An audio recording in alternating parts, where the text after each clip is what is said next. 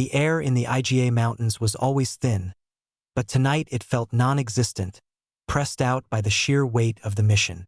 Kaito, known in the whispers of the shinobi world as the ghost of the crescent moon, for the distinctive, barely there scar under his left eye, was poised on the jagged stone peak overlooking the Oda fortress of Kanazawa.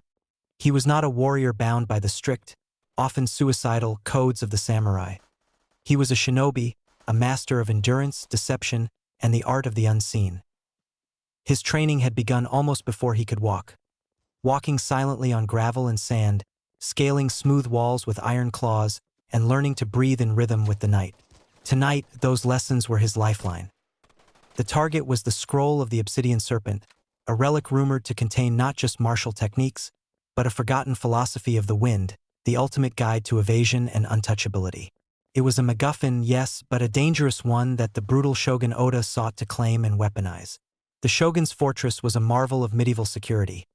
A double moat, walls too slick with moss to climb without equipment, and guards whose patrol patterns were as predictable as a winter storm, which is to say, entirely unpredictable. Kaito adjusted the Tachi sword on his back, a rare concession to direct combat should it be necessary, but his primary weapons were hidden. A blowgun with poison darts in his sleeve, shuriken tucked into a belt compartment, and a small, sharp kunai. His dark gray GI, a practical choice that blended into the moonless night, was layered for silent movement, not for the pop culture black. The inciting incident had occurred a week prior when Kaito's master, the aging patriarch of the Crescent Moon clan, received a coded message. A rival clan, the infamous Red Sashes of Koga, had struck a deal with the Oda for the scroll's location in exchange for territory. This wasn't just a retrieval. It was a desperate race against a rival who played by even fewer rules. Kaito's mission was to infiltrate, retrieve the scroll, and expose the Koga clan's treachery. He began his descent, a vertical tightrope walk down the sheer rock face, using small, almost invisible handholds and iron spikes. He moved like water, flowing around obstacles, his body a fluid extension of the shadow. Reaching the outer perimeter took hours. He paused at the edge of the first, stagnant moat.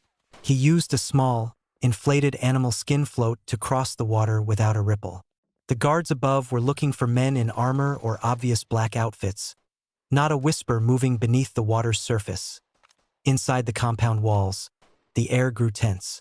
He moved from shadow to shadow, his path planned from weeks of observation and intelligence gathering, the true art of the shinobi. He slipped through a gap in the secondary wall using a hidden entrance known only to the original builders, information gathered by a kunoichi posing as a servant in the Oda household months prior. He finally reached the central keep, the shogun's study window, a dim rectangle of light 2 stories up. The path was set, the plan flawless, the stakes clear. The future of his clan, and perhaps the balance of power in all of feudal Japan, depended on the silent theft of a single, ancient piece of parchment. His heart hammered in his chest, the only sound that wasn't under his control. The true test had begun. Kaito hoisted himself silently onto the polished wooden veranda outside the shogun's study window, planting his sticky iron claws onto the smooth, dark wood with practiced ease. The silence inside was a trap, a vacuum waiting to be filled with the shrieks of discovery. He eased the paper shoji screen open a fraction of an inch. Inside, the study was luxurious, dimly lit by a single, expensive whale oil lamp that cast dancing shadows across exquisite calligraphy scrolls and intimidating suits of armor. There it was.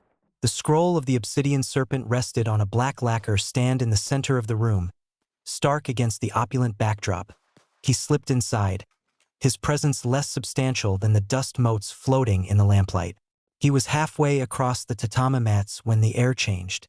It became heavy, charged not with the predictable presence of guards, but with a trained stillness that matched his own. At a sharp, metallic hiss cut through the silence. A shuriken, aimed not to kill but to warn, embedded itself in the wall inches from his face. A long way from the IGA mountains, little ghost. A voice purred, low and resonant, from the darkest corner of the room. Kaito spun, twin kodachis already in his hands. 3 figures emerged from the shadows. They wore practical gray like him, but each was adorned with the stark, crimson sash of the Koga clan. Their leader, a man whose eyes were covered by a black silk band, but who somehow seemed to see everything, stepped forward. This was Hattori, the Koga's elite shadow master, Kaido's equal, and his sworn rival. Hattori, Kaido acknowledged, his voice flat. You sold your honor to the Oda. Honor is a fool's currency, Hattori replied with a thin smile. The shogun pays in gold and land. The scroll is mine. Before Hattori finished speaking, the other two Koga assassins lunged. Steel flashed in the lamplight. Kaido deflected the first blade with his right kodachi, twisting his body to avoid a low sweep from the second. The fight was a blur of motion too fast for the human eye to track.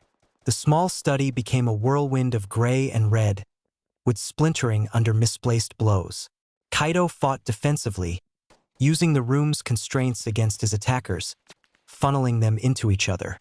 He was fast, but they were relentless, trained in a more aggressive, brutal style than his own clan's art of evasion.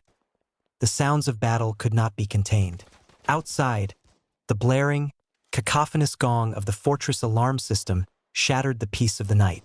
Torches flared to life on the ramparts. Time had just run out. Kaido needed the scroll. Seeing an opening, he feinted toward the window, drawing the Koga toward the light, then spun back toward the center of the room. He knocked the lacquer stand over with a kick and grabbed the parchment, rolling it quickly and tucking it securely into his inner tunic. He has it, Hattori shouted, ditching the pretense of stealth. Kaido used the momentum, smashing a window panel open with an elbow and vaulting onto the narrow outer ledge. The red sashes were right behind him as the sound of armored guards storming the keep echoed from below. The escape route was gone. He had only one direction left to run, up and across the castle rooftops, into a maelstrom of guards, firelight, and the chilling, inevitable pursuit of the Koga clan. The serpent had awakened, and its fangs were bared. The rain began to fall just as Kaido reached the main keep's rooftops, turning the cedar tiles into a treacherous, slick slope. Behind him, Hattori and his two Koga assassins scrambled up from the study, their movements quick, desperate. Below, the courtyard swarmed with Oda soldiers, their steel helmets gleaming in the torchlight, their bows drawn and ready. There was no negotiation with gravity or the odds. Kaido sprinted along the ridge of the roof, the scroll of the obsidian serpent a comforting weight against his chest. An arrow whistled past his ear, embedding itself in the wood with a thwack. Another nicked his sleeve. He leaped a gap between two buildings, landing hard, rolling, and pushing himself up instantly. Hattori was gaining. The masked leader was faster on the rooftops than his minions, moving with a fluid grace that mirrored Kaido's own. You can't outrun the Koga, Ghost! Hattori yelled over the roar of the rain and the shouting guards. Surrender the scroll and live to fight another day. The wind does not surrender, Kaido retorted, reaching the edge of the fortress complex.